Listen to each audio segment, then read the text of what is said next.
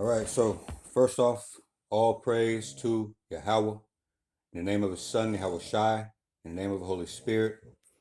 All right, double honors to my elders, apostles, and the bishops of Great Millstone, otherwise known as GMS for short, but also known as Prophets of Doom. All right, these are where I have learned this truth and where I am still learning this truth. And also, Shalom to the remnant and the elect of Israel. Lord willing, I am of that number. All right, so this video is going to be going into Revelation 13 and verse 12, where we left off.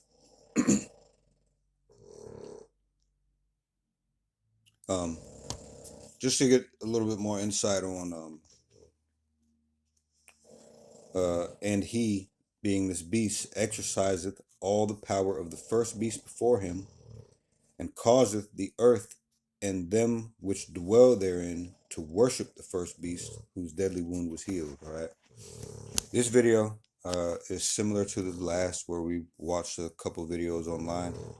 Only we're gonna do some reading. Okay. So again, let's read up to verse 12, and then we'll get on with the reading. So Revelation chapter 13 and verse 1 reads, "And I stood upon the sand of the sea, and saw a beast rise up out of the sea, having 7 heads and 10 horns, and upon his horns 10 crowns, and upon his heads the name of blasphemy. And the beast which I saw was like unto a leopard, and his feet were as the feet of a bear, and his mouth, hey, man, little dogs snoring loud. They snore louder than me, I think. I don't know. Verse 2, Revelation 13 and 2, "And the beast which I saw was like unto a leopard, and his feet were as the feet of a bear, and his mouth as the mouth of a lion. And the dragon gave him his power and his seat and great authority. And I saw one of his heads, as it were, wounded to death, and his deadly wound was healed. And all the world wandered after the beast. And they worshipped the dragon, which gave power unto the beast. And they worshipped the beast, saying, Who is like unto the beast? Who is able to make war with him? And there was given unto him a mouth speaking great things and blasphemies. And power was given unto him to continue 42 months. And he opened his mouth in blasphemy against Yahweh Bohoshem Yahushai, to blaspheme his name and his tabernacle and them that dwelt in heaven. And it was given unto him to make war with the saints and to overcome them. And power was given over him over all kindreds and tongues and nations. And all that dwelt upon the earth shall worship him, whose names are not written in the book of life of the Lamb, slain from the foundation of the world. If any man have an ear, let him hear. He that leadeth into captivity shall go into captivity. He that killeth with the sword must be killed with the sword. Here is the patience and the faith of the saints. And I beheld another beast coming up out of the earth, and he had 2 horns like a lamb, and he spake as a dragon. And he exerciseth all the power of the first beast before him, and causeth the earth and them which dwell therein to worship the first beast, whose deadly wound was healed." Now, there's a couple of scriptures that popped up. A couple of words in that 12th verse that popped up right there that I want to go look at, or at least one. All right. So let's go here to Revelation 13.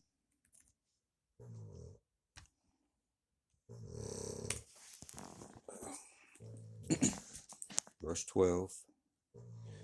And I want to look at, he exerciseth all the power. Okay, let's go in here and look at this word before we get to this reading.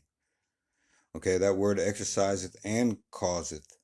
All right, go back to poieo, which is going to be a key word when we get down to verse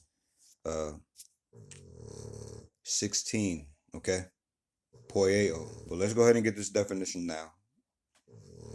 All right. Oops, what happened here? Hold on a second.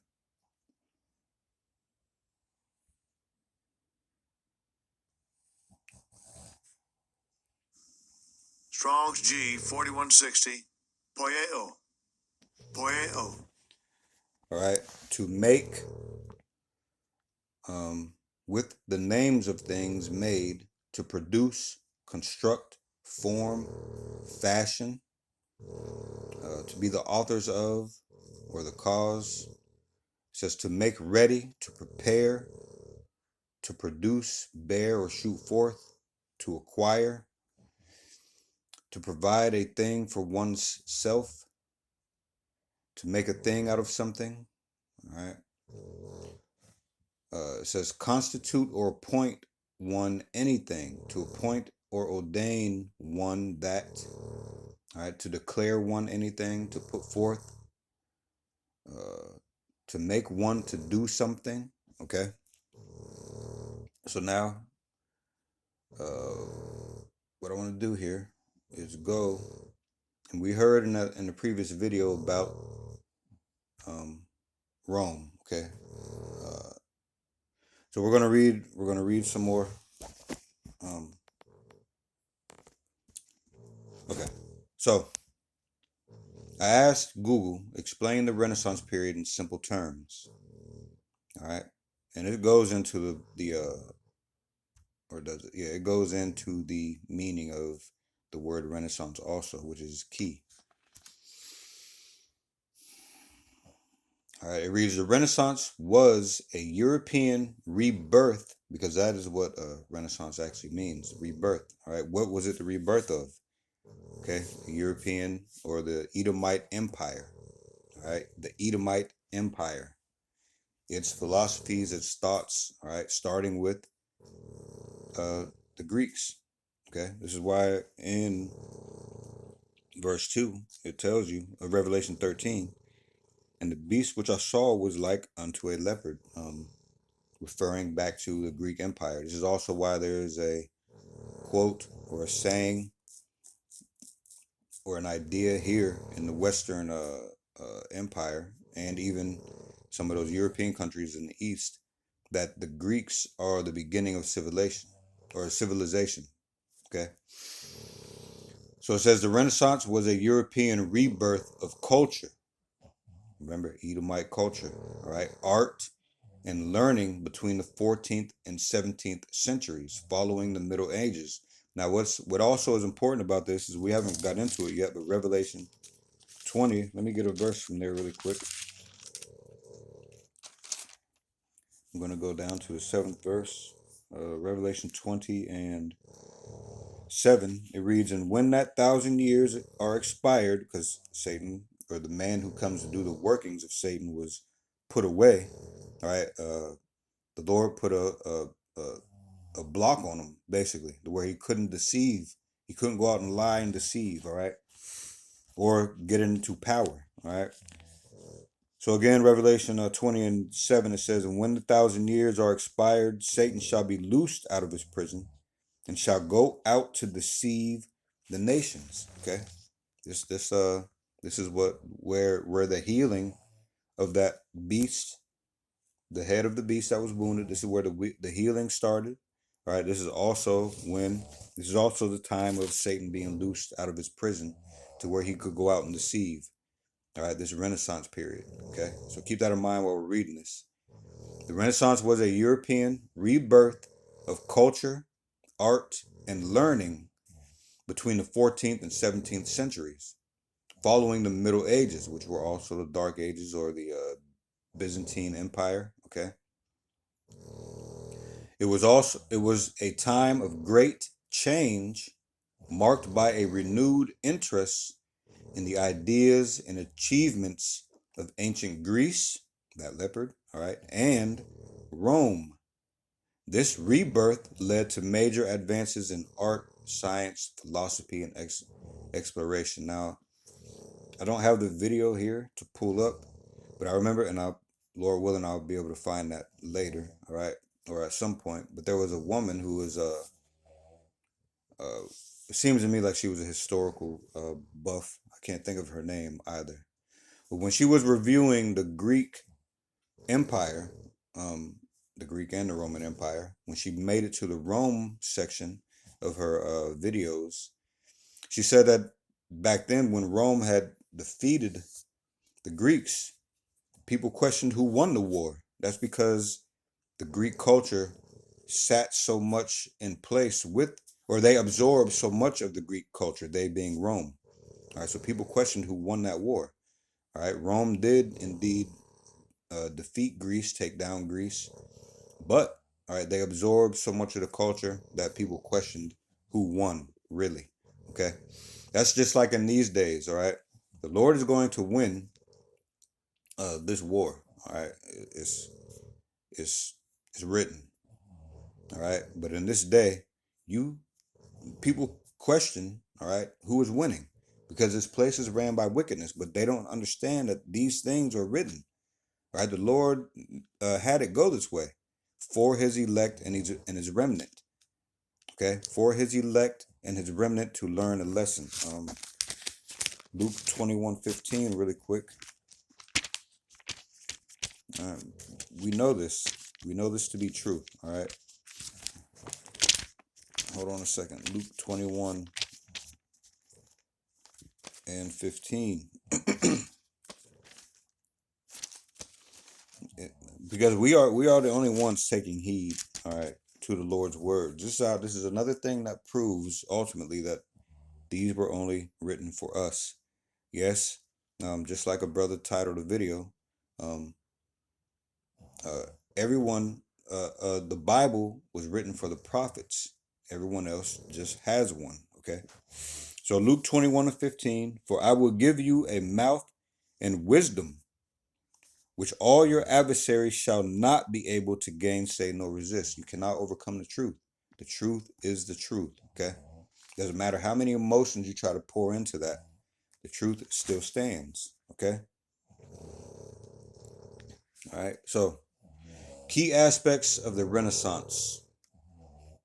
All right. This might be a multiple part subject. Okay. Key aspects of the Renaissance: a rebirth of classical ideas. It says the period saw a revival of interest in the philosophy, literature, and art of ancient civilizations. Most people think the Renaissance only has to do with art, or, less well known is the architecture. Okay, and there are things less well known than that. The Renaissance had to do with a whole rebirth of, as it said up here, culture. Okay, philosophies. Okay, it was driven by a lot of their culture and philosophies were driven by this literature that they're talking about. All right, and the art. So it says artistic and intellectual flourishing. It says there was a surge of creativity with many famous artists, writers, and thinkers emerging, like Leonardo da Vinci and Michelangelo. New artistic styles, scientific laws, either science, and religious and political ideas developed. Again, man, Revelation 20:7. And when the 1,000 years are expired, Satan shall be loosed out of his prison and shall go out to deceive the nations which are in the four quarters of the earth. Now, I'm just reading part of verse 8 there, but as you can see, this is what we're talking about. That's why there was such a surge. And while we're at it, let's go ahead and look up Revelation 13 or Revelation 20:7. Look at this word Satan, just to show you here that it's not speaking of the spiritual demon Satan. Speaking of Esau, Edom, the one that is here to do the workings of Satan. Let me see.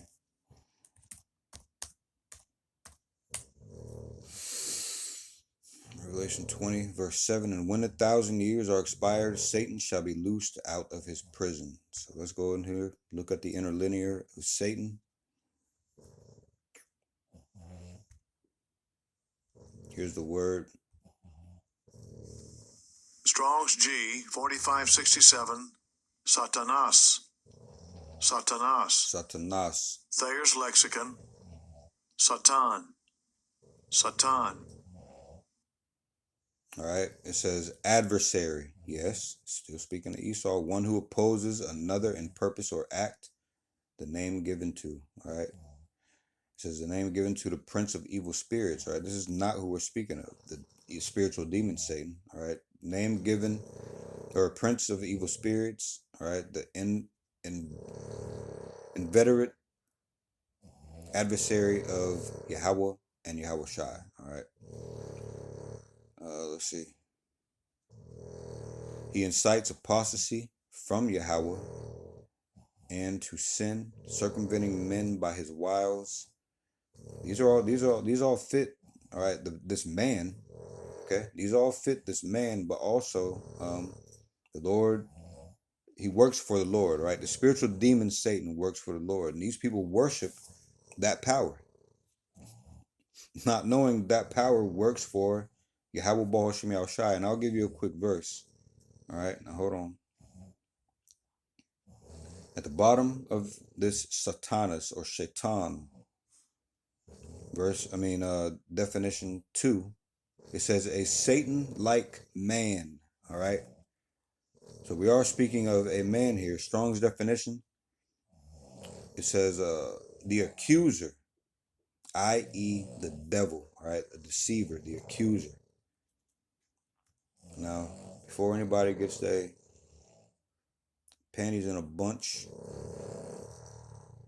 all right, let's go look at another verse really quickly here.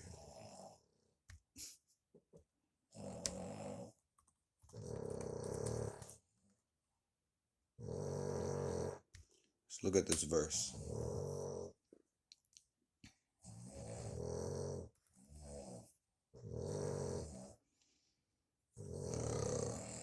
I'm gonna just read little excerpts from this. Man. Oh man. Well, these are in order here. So 1 Kings 22 and 22. Now, let me go ahead and open this up.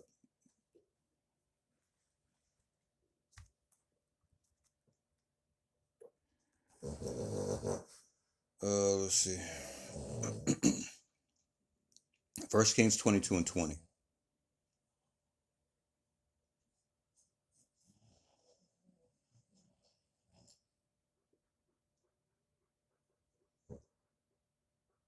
Let's start at 22 and 19. 1 Kings 22 and 19. And he said, hear thou therefore the word of Yahweh. Let me read this verbatim. And he said, hear thou therefore the word of the Lord. I saw the Lord sitting on his throne, and all the hosts of heaven standing by him on his right hand and on his left. Okay? All his host on the right hand and on his left. And the Lord said, who shall persuade Ahab that he may go up and fall at Ramoth Gilead? And one said on his manner, and another said on that manner. And there came forth a spirit and stood before the Lord and said, I will persuade him. And the Lord said unto him, wherewith? And he said, I will go forth and be a lying spirit in the mouth of all his prophets. And he said, thou shalt persuade him and prevail also. Go forth and do so. Now listen here. Now therefore, behold, the Lord hath put a lying spirit in the mouth of all these thy prophets, and the Lord hath spoken evil concerning thee. You see that? So don't think, again, when this world tells you that the Lord is all love, and when something happens that opposes your perspective on what is right and wrong, all right, you give that power to another. Okay? The Lord does all these things through his spirits, all right? All right, he is the father of spirits. Okay? I just wanted to go there because when we read that definition for Satan, and speaking of the spiritual demon Satan working for the Lord, and these people falling for everything that the spiritual demon Satan puts in their minds. All right. Okay, so now let's go back here. Now, it says shift in thinking, getting back to speaking about key aspects of the Renaissance. It says a shift in thinking. The movement promoted a more human-centered worldview, emphasizing reason, individual achievement, and human potential. What is all this doing? All right, putting the thought of free will into people's minds. The thought of it helps people put themselves above everything that is called God. All right, they want you in the same mind state that they are in. Okay, a shift in thinking. Let's see what that phrase means really quickly here.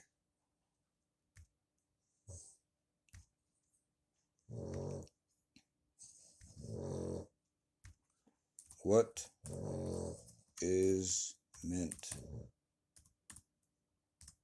by a shift in thinking? All right, let's see. AI overview. A shift in thinking is a fundamental change in one's perspective, beliefs, or mindset. It involves moving away from an old, often limiting way of thinking to adopt a new, more productive one that can lead to better problem solving, personal growth, and adaptability. What a shift in thinking entails: changing perspective, adopting a new viewpoint, which is key to problem solving and relating to others with different options. Now, what's Esau's problem? Okay, what is Esau's biggest problem? The Lord. Okay, they want you separated from that. All right, so they present to you here are different options. Put yourself first. All right, there's free will. All right, do what you want to do. The Lord limits you in your thinking. This is what they tell you. All right, all the while tightening up their grip on you. Okay, taking away your place of refuge, which is the Lord. All right, speaking to you Israelites out there. It says replacing old patterns, consciously changing how you interpret events. This is why everybody interprets the scriptures to say one thing or another thing or 100 other things or a million other things besides what is truly meant by the scriptures. Okay? This is why the Lord tells us you have to be spiritually discerned. All right? You have to use discernment. And these things are plain to see, man. If you don't see that the world is steadily tearing away from, and well, you can speak of the whole world, or you can speak of the world of Israel. For the most part, the world of Israel is basically being ripped apart from our refuge. All right? But at the end of this all, the whole earth, the whole world is going to fall back into the ways of Yahweh Baal Shem Yahushai, all right, and be better off for it, especially the Israelites, all right? Not for Edom's sake, though. Edom isn't going to be better off, all right? They're going to be fucked over, man, all right? So again, still speaking of a shift in thinking, replacing old patterns, all right? Consciously changing how you interpret events, replacing negative or unproductive thoughts with positive and more constructive ones. Now you have to remember, Esau is contrary to the Lord. So what they call positive or negative or unproductive, all right, they're talking about the Lord's ways, and usually you have to use opposite what they're speaking, all right, because they are speaking totally contrary to the Lord. So when they talk about the Lord's ways being negative, of course, you know that they're positive. When they talk about the Lord's ways being unproductive, or the spirit, your spirit, right? Thinking that the Bible, knowing that the Bible is true and faithful, they call it unproductive thoughts. You know that is not true. All right, the ways, the philosophy, singular, the way that the scriptures show you are the most productive things that can be on your mind. This is why the Lord tells you to meditate on them day and night. Okay? We are contrary to these people. All right? Or at least you should be if the Spirit of the Lord is working with you. All right? It says adjusting to new circumstances, developing the ability to switch focus, alter actions, and adapt to new situations and challenges without getting stuck. All right, it says overcoming limitations, moving from outdated mental models to new ones that foster growth and transformational change. Now, you can look at waking up from this world as a shift in thought also. So don't think that a shift in thought always means negative, but we're speaking about Esau's world, okay? An Edomite ran world. This is what we're talking about. And yes, the Lord is balanced. So yes, you can say that waking up from the ways of this world is a shift in mental thought also. That, and from that perspective, all these things will be good. All right, but we're looking at how Esau has affected this world, okay? Because we're speaking about, again, Revelation 13 and 12, and he exerciseth all the power of the first beast before him, getting Israelites more and more into the mind state of the nations that surround them, more so than the mindset that they should be in, which is the mind of Yahweh Bahashim Yahweh Shai. All right, that's the point. Okay, it says overcoming limitations. It says moving from outdated mental modes to new ones that foster growth and transformational change. It says examples of mindset shifts. It says fixed to growth mindset. Believing abilities can be developed rather than being set in stone. And man, the more we read this, the more that we are moved into the spirit more so than the flesh, man. You can see how these people are using these words, man. You can see that behind these words, they're talking about moving away from Yahweh Baal Shem Yahweh Shai.